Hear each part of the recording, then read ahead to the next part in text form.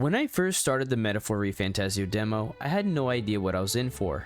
From start to multiple finishes, I was not prepared for the amount of content, characters, or conflict that await you in the Kingdom of Uchronia. After 12 plus hours and multiple save files ready to go for the game's fall release, Metaphor ReFantazio demo is one of the best I've ever experienced, so let's talk about it. The first hour of the demo is dedicated to introducing you to its protagonists, its characters, and building up towards the plot of a competition as to who will become the new king after the current King Hythlodaeus has been assassinated.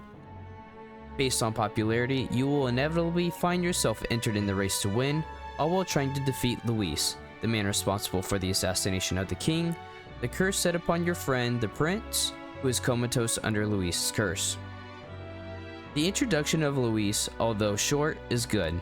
Luis comes across as being a mysterious yet dangerous badass who is known across Uchronia for his battle and magical prowess, and is essentially the strongest person there is. It's made clear from the beginning this man has long been scheming to take power, and we find ourselves in the midst of it. It doesn't take long to realize that although Uchronia is vast, it has a multitude of issues, such as racism, crime, corruption, and executions. All this going on while there is a current outbreak of monsters called humans in the world, thus leaving the kingdom in disarray and too many problems to handle at once.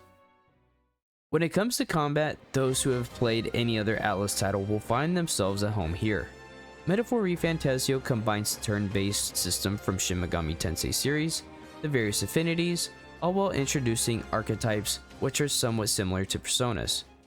The addition of archetypes is a fun and interesting one since they essentially function as a job or identity equipped to a character and how they approach fights.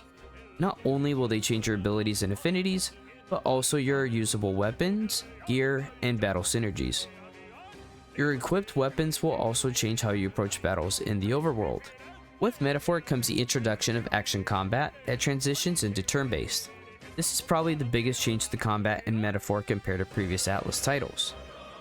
Now you can attack enemies in the world and deplete their energy gauge to essentially get the upper hand. This is essentially the equivalent of getting an ambush on enemies in Persona 5. Your equipped archetype will change your equipped weapon. This will then even change your attack and how you engage enemies as well. Along with all this is the ability to quickly dispatch lower level enemies in the overworld for quick experience, money, and items instead of having to go into a turn-based fight against an enemy that's so weak it is essentially a waste of time.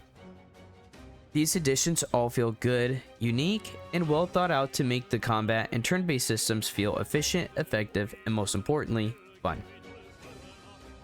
To go along with the archetype system is the introduction of synergy skills, which consists of using multiple turn moves for the ability to use different skills that combine two different archetypes. This adds another element of variety to combat to figure out how you want to synergize archetypes, skills, and builds to defeat enemies based on their mechanics and weaknesses. Although they can come at a cost of using multiple turns, when used correctly, they can be extremely powerful and turn the tides of battle in your favor. Also is the reintroduction of the frontline-backline system. Those familiar with other RPG franchises such as Final Fantasy and others will be familiar with the concept, which will affect your team and approach battles. For those not familiar, characters on the front line do more physical damage, but also take more damage from physical attacks. Those on the back line take less physical damage, but range or magical attacks are not affected, to put it in shortly. What's also cool is that during the demo you'll encounter moves from enemies that only hit either the front line or back line as well. This feature adds further strategy as to how you can use your team and their archetypes in battle. To no surprise, the token Atlus mechanic is back with the reintroduction of everything depending on time and completing your goals within their given time periods. The demo actually does a good job of getting you familiar with time being of the essence and the introduction of the funeral, and then having to accomplish your first major task before the Day of Calamity deadline.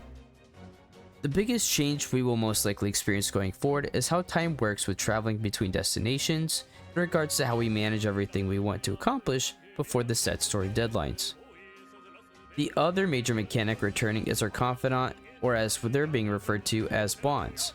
Bonds will be linked to the various archetypes, so unlocking these and growing them will be of the, if not the most important way to spend your time in Metaphor. Getting to know each character deeper and their issues, and why they are the way they are, has always been a strong suit in how Atlus does storytelling. Only time will tell if these will be to the level of something such as Persona 4 or Persona 5. One thing I was extremely glad to see is the introduction of loot rarity. So far through the demo, we've seen white, blue, and a purple/pink gear color. Having this added helps gives players a bit of a dopamine effect by feeling rewarded for beating a boss to get nicer item. Having a piece of gear that really helps you feel strong also feels rewarding. There's a piece of treasure in the demo that you can get that's just like this, and once it's fully upgraded, it's an incredibly strong weapon. After 12 plus hours in the demo, multiple playthroughs, I couldn't be more hyped and excited for this game to arrive. Metaphor ReFantazio has shown it has the potential to be the biggest release Atlus has had to date. This game has the potential to bring in new fans, as well as bringing more for those who are already fans of the genre. In my opinion, this is the only game left that has a chance to steal Game of the Year away from Final Fantasy VII Rebirth. With the embargo of reviews being lifted up as of today, it's clear that we are in for a fantastic 80+ hour journey through Uchronia. Thank you so much, you guys, for watching. This has been my review of the demo. If you guys are excited for Metaphor ReFantazio, looking forward to more content, then by all means, please give me the video a like, subscribe to the channel to find more of that here. That is going to be it for this one. Again, thank you guys so much for watching, and until next time, peace and deuces. See ya.